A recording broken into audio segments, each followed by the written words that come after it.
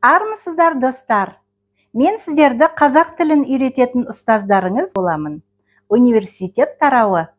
Бұл бейне сабақта біздің студент қызымыз Нұриса сіздерді Түркістан қаласындағы университетті көрсетеді. Түркістан қаласында Қожа Ахмет Яссауи атындағы Халықаралық Қазақ-Түрік университеті және Халықаралық туризм және мейман достық университеттері бар.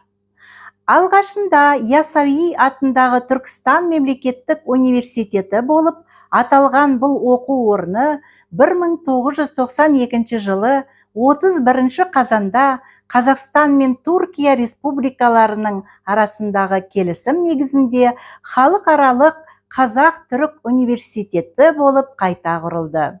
Фильмді мұқият қарап, одан әрі грамматиканы зерттейміз. Сөз тіркесі, сан есім, антоним, септік жалғауы, етістіктің болымды және болымсыз формалары, оқулық тапсырмаларын орындаңыздар. Рахмет.